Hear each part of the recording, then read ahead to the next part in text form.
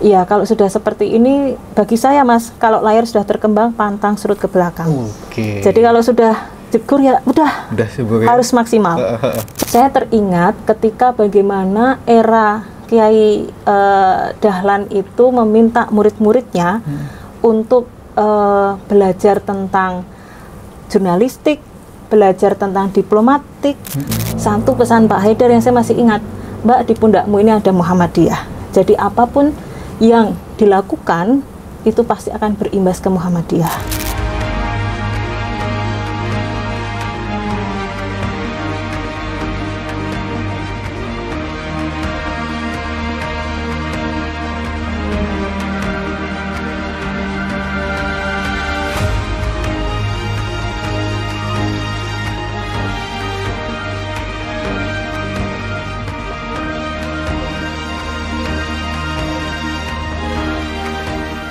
Assalamualaikum warahmatullahi wabarakatuh.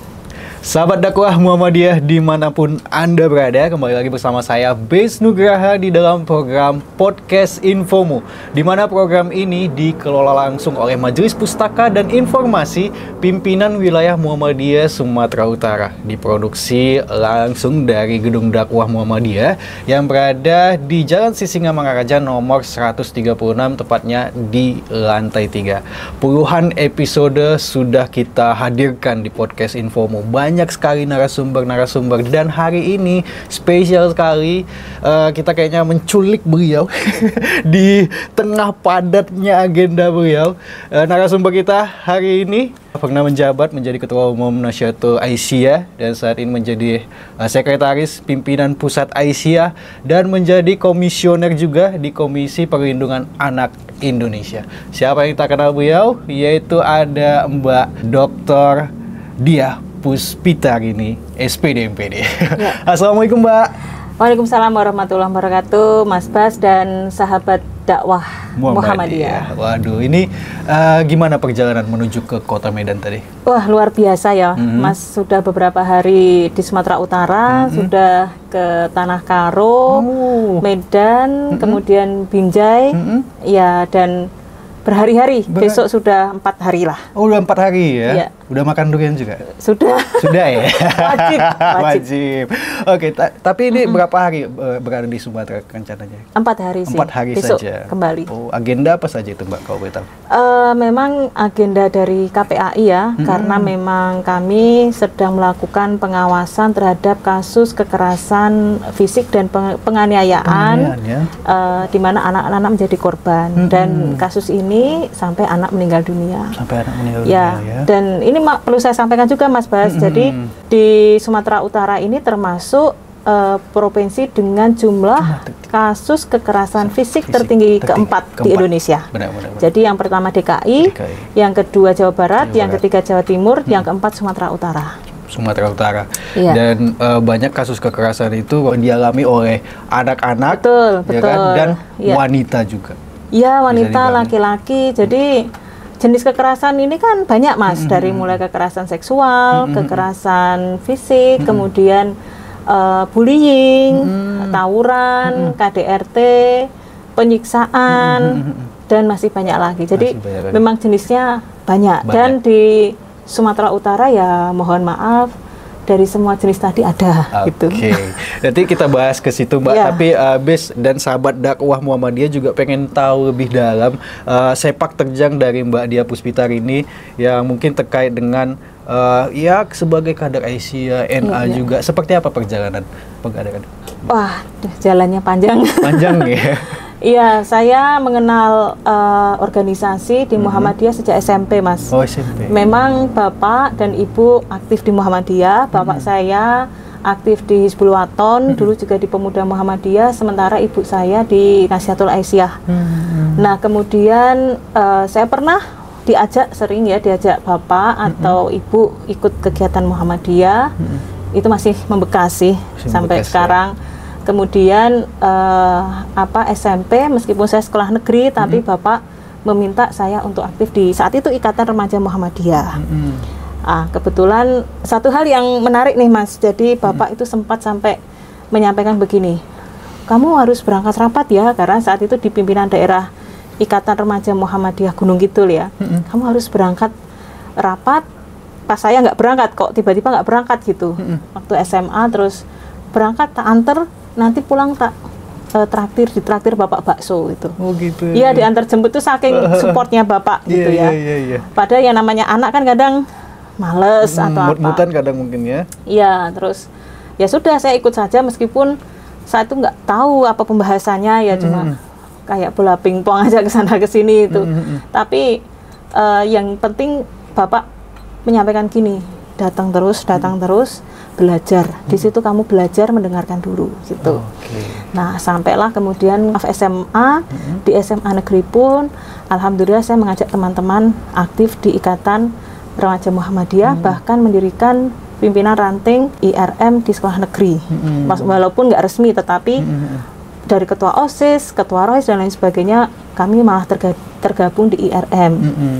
Nah, kemudian singkat cerita, terus kemudian di sekretaris PD IRM Gunung Kidul, kemudian kuliah itu masuk di pimpinan wilayah IRM DIY, terus ke IPM ya, PPIRM dan PPIPM, dan begitu seterusnya sampai Nahdlatul Aisyah sampai saat ini. Itu. Tapi di momen menjadi ketua umum pimpinan pusat Nahdlatul Aisyah itu gimana rasanya, Mbak? Itu ini saya tidak tahu Allah tuh akan memberikan saya kesempatan yang bagaimana, karena di saat saya menjadi ketua umum itu pandemi kan, jadi 4 tahun plus 2 tahun, ya. Dan itu masa-masa panjang. Di saat COVID itu saya menemukan bahwa jangankan menggerakkan organisasi, menyelamatkan diri sendiri saja juga penting gitu. Ya. Sehingga saat itu berpikir bagaimana menggerakkan organisasi, menyelamatkan diri, tapi organisasi juga nggak boleh mati. Justru organisasi itu membantu untuk memudahkan ataupun juga bisa mencegah agar tidak terkena COVID dan seterusnya. Nah, di situ itu kayaknya tidak akan tergantikan ya, karena melalui pandemi COVID dan juga ya semoga tidak terulang pandemi COVID, dan juga masa yang 6 tahun. Ya. Itu termasuk panjang lah ya. Walaupun di tengah COVID ya, Mbak ya. Iya.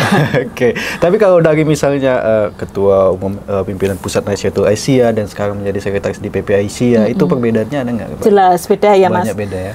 Dulu saya berpikir ya sudah selesai ketua umum, saya pengen istirahat dulu. Rencana mau istirahat ya, dulu ya? Sebenarnya istirahat itu kan nggak ada istilah itu ya, cuman ya di Aisyah, meskipun usia saya belum 40 tahun saat itu, 38, tapi saya sepertinya akan off saja di Nahdlatul Aisyah karena sudah mendekati 40 tahun. Iya. Dan sudah jadi ketua umum 6 tahun, Mas.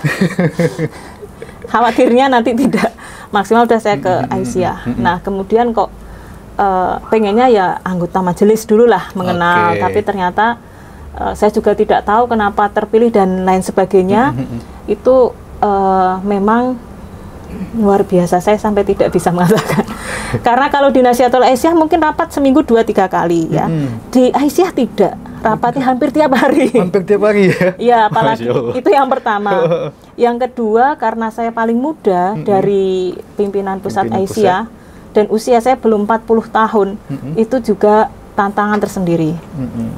Jadi di pimpinan pusat Aisyah beragam, ada yang usia sudah 70 tahun, seusia ibu saya, ada yang belum 40 tahun. Jadi untuk bisa mengejar itu dan kemudian belajar tentang Aisyah itu butuh waktu dan ya mudah-mudah susah. Tapi sejauh ini berjalan dengan lancar. Alhamdulillah. Tapi menjabat lagi di komisioner KPAI itu gimana ceritanya juga, Mbak? Ya gimana ya, jadi itu di tahun 2022 memang sudah mendekati akhir periode di pimpinan pusat Nahdlatul Aisyah. Kemudian ada pengumuman untuk pendaftaran KPAI, Komisi Perlindungan Anak Indonesia. Saya sebenarnya tidak berminat, Mas, karena itu jelas butuh effort yang lebih. Tetapi kemudian beberapa pihak, ada bapak-bapak dan ibu-ibu Muhammadiyah dan Aisyah, kemudian senior juga maju saja, karena kalau tidak siapa gitu. Tapi kan tidak saya saja, saat itu banyak gitu, karena proses seleksinya juga panjang. Namun beberapa kali seleksi sampai di akhir itu dari Muhammadiyah 18 orang, untuk fit and proper test di DPR tinggal 3. Tinggal 3 orang, dan saya perempuan sendiri. Kemudian kami harus fit and proper test. Ya, kalau sudah seperti ini, bagi saya Mas, kalau layar sudah terkembang, pantang surut ke belakang. Jadi kalau sudah jegur ya udah harus maksimal. Termasuk juga bagaimana kita harus siap, itu kan jabatan politik juga ya. Meskipun selain kemampuan juga politik. Nah, di situ kemudian saya juga tidak boleh setengah-setengah. Pesan Pak Haidar saat itu ya harus all out. Kalau sudah di ruang publik, itu harus selesai dengan persoalan di dalam diri sendiri, sehingga nanti menjalankannya mudah. Tapi di awal-awal kepemimpinan di komisioner sempat ada batu sandungan juga ya? Jelas Mas, jelas. Saya ada satu hal nih yang ingin saya sampaikan ke sobat dakwah ya Muhammadiyah. Jadi mungkin kita di internal Muhammadiyah, di Persyarikatan ada perbedaan pendapat, ada hal yang tidak sama. Itu belum ada apa-apanya dibandingkan di luar. Di luar itu singgungannya tidak hanya antar orang Muhammadiyah, tapi bisa dengan ormas lain, bisa dengan politik lain. Dan satu hal yang ingin saya sampaikan nih Mas, saya teringat ketika bagaimana era Kiai Dahlan itu meminta murid-muridnya untuk belajar tentang jurnalistik, belajar tentang diplomatik, terus belajar tentang dakwah dan lain sebagainya.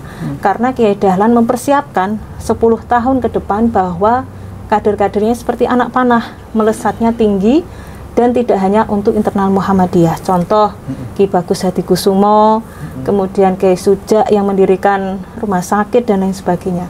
Sehingga saat itu saya berpikir, kalau kita sudah mau melesat keluar dari zona nyaman di Persyarikatan Muhammadiyah, maka kita juga harus konsekuen. Harus konsekuen, harus belajar, kemudian juga mengasah kemampuan. Dan satu pesan Pak Haidar yang saya masih ingat, Mbak, di pundakmu ini ada Muhammadiyah. Jadi apapun yang dilakukan itu pasti akan berimbas ke Muhammadiyah.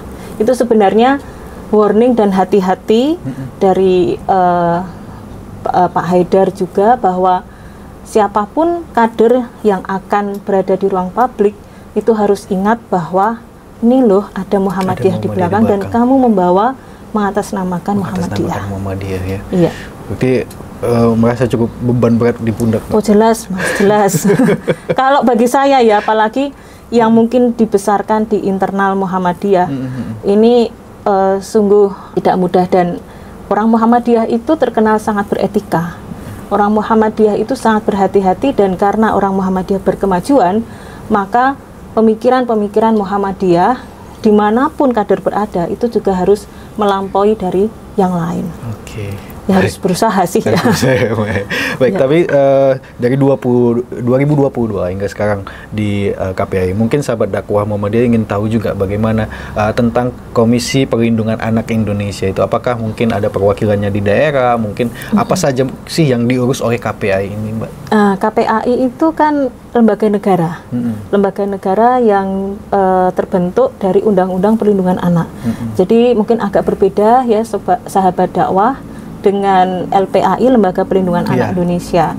Saya sebut Kak Seto atau Komnas Perlindungan Anak Pak Aris Merdeka Sirait, itu yayasan ya, duanya yayasan. Kemudian kalau KPAI ini resmi milik negara.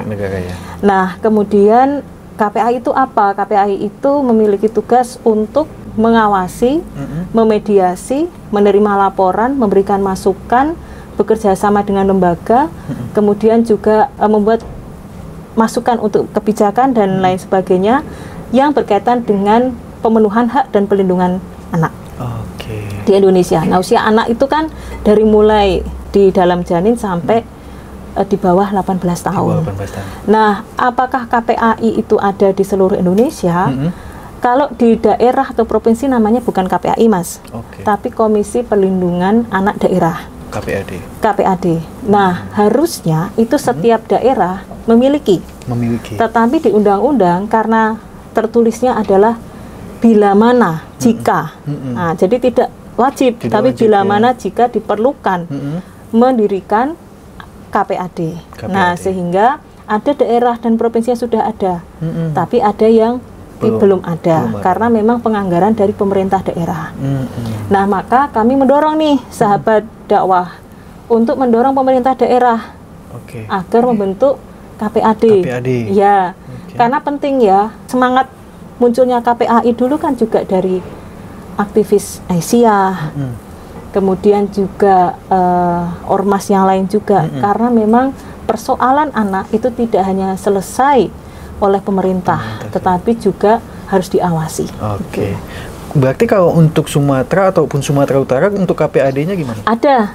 Dulu sebenarnya sudah ada KPAD Sumatera Utara, tapi sepertinya sempat dibekukan. Nah, ini yang kami mendorong nih sahabat dakwah untuk mengaktifkan. Dan gerakan dari Ormas atau dari Muhammadiyah ini pasti akan didengarkan oleh pemerintah daerah atau provinsi. Kemudian kalau di Sumatera Utara yang sudah ada KPAD Labuhan Selatan, kemudian Asahan, kemudian juga ada Tapanuli Selatan. Ya. Selatan kayaknya. Mudah-mudahan semakin banyak KPAD semakin bagus ya, Pak. Harus dan saya juga berharap dari aktivis Muhammadiyah ini harus ada. Insya Allah. Kenapa? Karena ingat amal usaha Muhammadiyah, Aisyah itu banyak yang singgungan dengan anak. Nah, sehingga kita pastikan bahwa perlindungan dan pemenuhan hak anaknya bisa terawasi dan terpenuhi. Baik Mbak, mungkin ditahan dulu perbincangannya. Kita break dulu. Ya, buat sahabat dakwah Muhammadiyah jangan kemana-mana dulu, karena kita harus break dulu dan masih banyak sekali pertanyaan-pertanyaan yang ingin saya sampaikan kepada narasumber kita. Ada Mbak Dr. Diah Puspitarini SPD MPD selaku Sekretaris Pimpinan Pusat Aisyah dan merupakan komisioner dari Komisi Perlindungan Anak Indonesia. Dan pastikan kamu tetap stay tune di podcast Infomu. Jangan kemana-mana, kita break sejenak.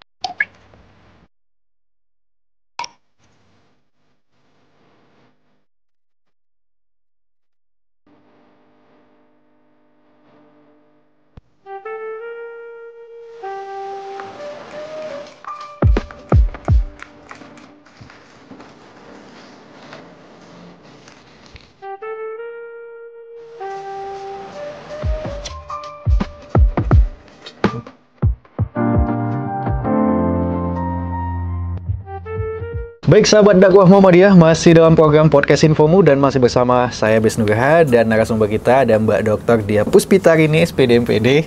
Dan masih tadi kita sudah banyak mengenal tentang beliau, perjalanan kader di Aisyah, Nahdlatul Aisyah, dan mungkin kita lebih fokus terkait dengan anak, ya kan? Di Komisi Perlindungan Anak Indonesia. Darurat anak ini sepertinya semakin memprihatinkan, Mbak. Betul. 4 hari Mbak berjalan di Sumatera Utara ini, bagaimana kasus-kasus yang Mbak lihat? Ya, memang tadi sudah di awal saya sampaikan, memang ini warning sebenarnya tidak hanya Sumatera Utara, tetapi Indonesia. Jadi kami KPAI sudah pernah menyampaikan pada Presiden bahwa Indonesia ini sudah darurat kekerasan pada anak. Kalau ada 10 orang anak, 6 orang anak itu pernah menjadi korban kekerasan, baik kekerasan seksual, kekerasan fisik, dan lain-lain. Nah, kemudian kami juga menyampaikan bahwa kalau sudah darurat ini harus diselesaikan dan tidak hanya tanggung jawab satu kementerian saja, atau kalau di daerah satu dinas saja, tetapi ini harus dilihat dari hulunya bagaimana. Jadi bukan hanya kita menjadi pemadam kebakaran, kalau ada kasus baru kita padamkan, tetapi kita harus melihat secara keseluruhan, Mas.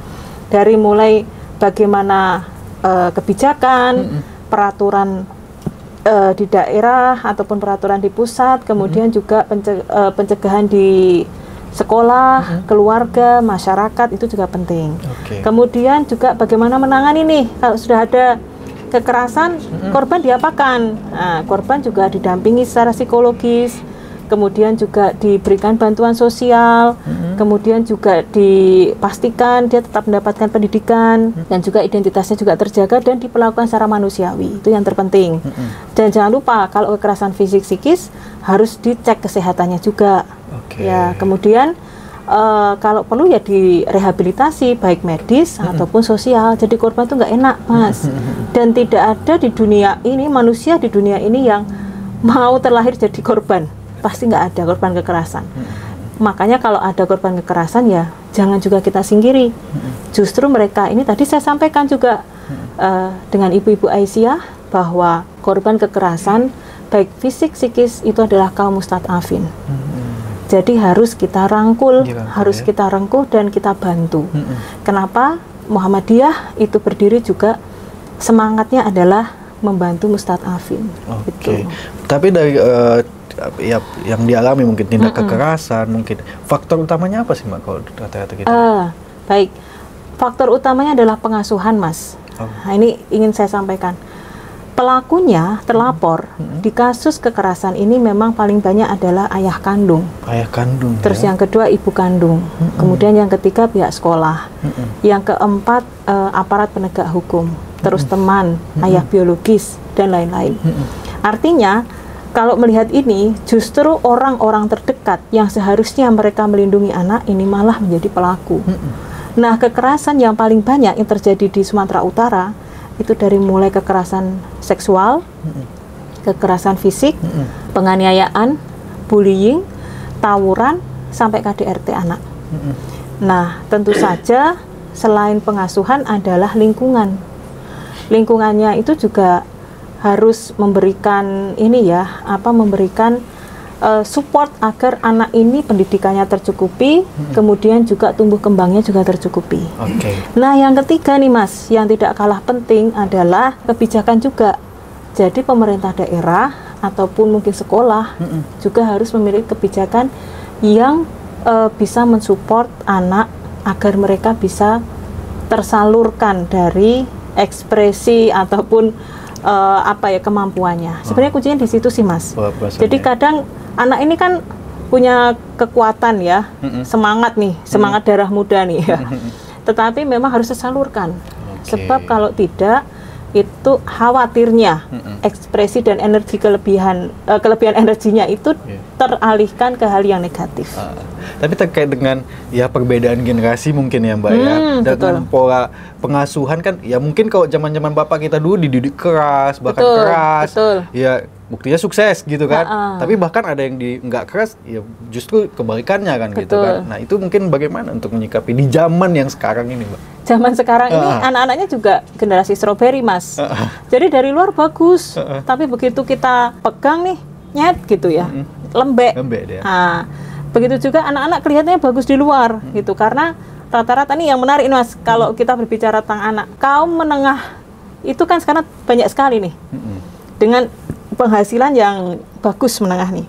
Nah, anak-anak yang dari keluarga menengah biasanya mereka terfasilitasi banyak hal, sehingga akan sangat dipoles di luar bagus, tetapi secara mental sebenarnya mereka tidak siap. Tidak siap ya. Nah, ketidaksiapan mental ini terjadi karena pengasuhan yang salah. Saya ingin sampaikan kasus terbesar di KPAI yang masuk adalah pengasuhan bermasalah. Pengasuhan bermasalah. Ya, ini seiring dengan angka perceraian yang tinggi. Nah, kalau sudah pengasuhan bermasalah, ini akan berakibat pada mental health-nya anak-anak, kesehatan mental anak. Mereka melihat sosok orang tuanya yang mungkin belum bisa menjadikan menjadi contoh yang baik untuk anak. Nah, terus selanjutnya adalah mungkin kita juga terlalu memanjakan, ataupun juga sebentar-sebentar kasihan, nah, sehingga anak kurang struggle juga. Nah, itu mungkin menjadi PR untuk kita semua. Bahkan kadang ada orang tua ya kan, ketika anaknya mungkin karena tersandung kasus, wah anakku baik-baik aja kok di rumah. Pastilah, gitu, ya itu wajar. Masa orang tua akan bilang anak saya jelek kan, nggak mungkin. Tadi mungkin dari pola asuhnya sendiri, dan Sumatera Utara termasuk tinggi angka kekerasan kan, dan apa yang dialami di usia, kalau Bes lihat ya sekitar 30% lebih itu di usia 13 hingga 17 tahun. Ya kan? Kalau dari KPAI sendiri untuk anak-anak itu ketika terjadi kekerasan, mereka kemana sih harus ibaratnya untuk mengadukan itu semuanya? Yang pertama ya ke orang tua. Nah, ini pesan untuk orang tua ya, sahabat dakwah, kalau semisal, ya semoga tidak terjadi, kalau semisal ada anak yang mengadukan pernah menjadi korban kekerasan, satu kata yang saya ingin tekankan, jangan pernah diucapkan adalah, ah itu kecil. Jangan, dengarkan. Jadi setiap anak korban kekerasan, itu untuk ngomong aja dia membutuhkan tenaga loh Mas. Benar. Karena ada rasa takut, juga, ya? Iya keberanian. Kalau dia mau cerita ke orang tua itu berarti kan dia percaya ke orang tua dan minta perlindungan ke orang tua, sehingga jangan sampai orang tua bilang ah kecil udah biasa. Jangan, itu akan terekam di otak anak bahwa oh berarti kalau saya dibully biasa. Nah terus yang kedua, kalau misalnya ada terjadi kekerasan fisik, laporkan satu bisa ke UPTD PPA terdekat. UPTD Unit Pelayanan Terpadu Perempuan dan Perlindungan Anak. Di setiap kabupaten kota ada ya. Yang kedua, kalau kejadian di sekolah, sampaikan ke sekolah. Nggak apa-apa, sekolah harus tahu. Ingat Mas, sekolah yang baik bukan sekolah yang tanpa masalah, tapi sekolah yang bisa menyelesaikan masalah. Ya, jadi sekolah pun juga jangan menutupi kalau ada kasus. Ayo bantu menyelesaikan. Yang ketiga, kalau ini ternyata tidak bisa, laporkan ke kepolisian juga bisa, tapi harus dengan bukti. Nah, bukti kalau korban kekerasan fisik dan psikis adalah atau seksual, visum. Visum ya? Ya, tapi visum itu sebenarnya kalau sudah lapor sih, nanti pihak kepolisian akan membantu untuk visum. Nah, terakhir kalau mentok ke KPI aja deh. KPI aja. Ya, ke KPI saja boleh, silahkan langsung bisa ada hotline nomornya. Di bawah. Dan juga bisa, jadi tidak perlu harus datang langsung ke Jakarta, bisa online ya. Ya, kemudian juga bisa dari media sosial juga dan lain-lain. Hotline juga ada. Ya. Tapi tadi itu di KPAI. Nah, kalau untuk di Aisyahnya sendiri, kalau untuk program-program terkait dengan perlindungan anak ini seperti apa, Mbak? Nah, kalau di Aisyah sebenarnya seluruh program Aisyah itu perlindungan anak, Mas. Ya karena semangatnya Aisyah berdiri itu selain pemberdayaan perempuan juga melindungi anak. Apa saja contohnya? Dari pemenuhan haknya saja, pemenuhan hak sipil. Di Aisyah juga diatur loh tentang akte kelahiran. Bahkan ada himbauan yang dibuat oleh pimpinan pusat Aisyah ini terkait dengan keluarga sakinah bahwa anak itu harus ada akte kelahiran. Itu sudah sejak tahun 70. 80. Sekarang buktinya tanpa akte kelahiran nggak mungkin anak bisa sekolah. Itu satu. Ini hak sipilnya ya, sahabat dakwah. Yang kedua, dari mulai hak pendidikan. Coba berapa TK, KB, kelompok bermain, SD, SMP, SMA unggulan Aisyah juga ada, pondok pesantren unggulan Aisyah juga ada. Kemudian bahkan perguruan tinggi Aisyah juga ada. Artinya Aisyah berdiri ya untuk melindungi anak, termasuk pemenuhan hak-hak dasar anak dalam pendidikan.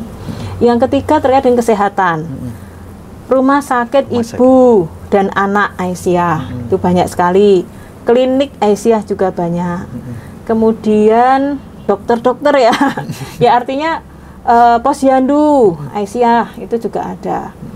Kemudian yang keempat terkait dengan pengasuhan. Nah, muktamar kemarin itu kan salah satu muktamar Aisyah dan Muhammadiyah, salah satu hasil muktamar ini terkait dengan ketahanan keluarga. Dan dalam ketahanan keluarga itu juga ditekankan bagaimana pengasuhan positif untuk anak-anak. Dan ini sudah berjalan ya, programnya juga banyak sebenarnya, seperti bagaimana pengasuhan di dalam keluarga, ada biksa, kemudian ada ruang konsultasi, bahkan kalau misalnya anak di panti asuhan, Aisyah juga banyak panti asuhan Aisyah. Iya, benar-benar. Nah, kemudian sekarang yang perlindungan khusus anak nih Mas, misalnya ada anak-anak bermasalah nih, lah ada Pusbakum Aisyah, ada 40-an Pusbakum Aisyah di seluruh Indonesia. Pusbakum Aisyah di Sumatera Utara termasuk yang aktif loh. Yang aktif ya? Aktif, bagus. Iya. Saya sendiri sempat merujuk satu kasus yang ternyata sudah ditangani di sini. Ya? Iya, oleh Pusbakum Aisyah itu bagus sekali. Itu juga membantu anak-anak korban kekerasan seksual, korban kekerasan psikis yang mereka bingung mau mengadu kemana, minta bantuan hukum di mana. Nah, Puspakom Aisyah ada. Puspakom Kemudian Aisyah. ada juga anak-anak terlantar, kemudian anak disabilitas, ada program dari Makesos, Majelis Kesejahteraan Sosial.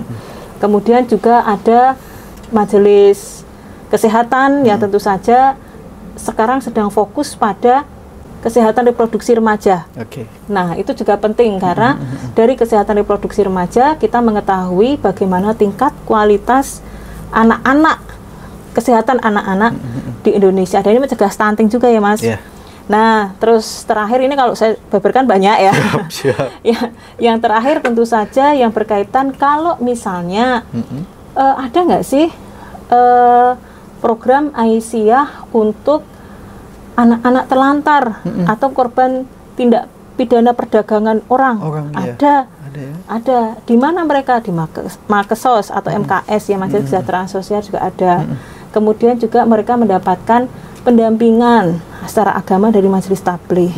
Artinya sebenarnya di Aisyah itu untuk menyelesaikan kasus anak ini polanya udah sangat bagus. Semua turun. Semua turun sesuai dengan arah dan tupoksi majelis lembaga, masing-masing majelis lembaga. Ini malah melebihi negara loh, Mas. Kadang negara kalau kasus anak, ini tugasnya Kementerian Pemberdayaan Perempuan dan Perlindungan Anak, bukan yang lainnya. Nah, ini makanya jadi sampel nih, Aisyah, bagaimana cara agar melihat dan juga menangani perlindungan anak itu tidak hanya sebagai sekali lagi pemadam kebakaran, tapi juga dari pencegahannya. Dari pencegahannya ya. Mudah-mudahan semakin giat lagi dengan kegiatan-kegiatannya harus Mas, karena kalau acara dan kegiatan Aisyah itu selalu rame. Selalu rame, itu yang saya rasakan. Ini perubahan nih dari Nasihatul Aisyah ke Aisyah. Wah, kalau setiap acara Aisyah selalu rame, Mas. Ternyata makin sibuk ya, Mbak ya? Iya, betul. Mungkin di akhir acara Mbak, mungkin pesan-pesan moral ataupun motivasi kepada kader-kader Aisyah juga ya, baik dia di Indonesia, di luar negeri, bahkan khususnya di Sumatera Utara, mungkin terkait dengan perlindungan anak ini, atau semangat lah untuk memberikan motivasinya. Dua sih, Mas, saya pengen menyampaikan dua. Yang pertama, diaspora kader itu menjadi penting ya. Saya menjadi salah satu bagian dari diaspora kader. Kenapa ini harus dipetakan? Karena mengurus bangsa ini itu juga diperlukan orang-orang yang ahli. Satu. Nah, Muhammadiyah Aisyah itu tidak kekurangan kader, Mas. Mereka hebat-hebat, hanya satu, kadang kurang pede. Padahal kalau untuk mengurus satu sekolah itu bagus. Mengurus sebuah kegiatan, mana ada kegiatan muktamar yang serapi Muhammadiyah. Bahkan Pak Prof Nakamura ya, Mitsuo Nakamura pun memuji bahwa setiap muktamar Muhammadiyah kenapa semua sangat rapi, ya, sangat rapi dan semua teratur, nggak ada yang jadi korban terinjak-injak atau apa, nggak ada, semuanya teratur terapi, bahkan dari pembukaan sampai penutupan. Itu artinya di setiap hal yang dikerjakan oleh orang Muhammadiyah itu pasti rapi, sehingga diaspora itu menjadi sebuah kebutuhan dan juga keperluan di mana Muhammadiyah ini bisa mengepakkan sayap lebih besar. Dan maka harus disiapkan kader-kader di sini. Jangan sampai, waduh nggak ada yang mau maju, nggak ada yang maju. Jangan. Tapi kita harus mempersiapkan dari sekarang.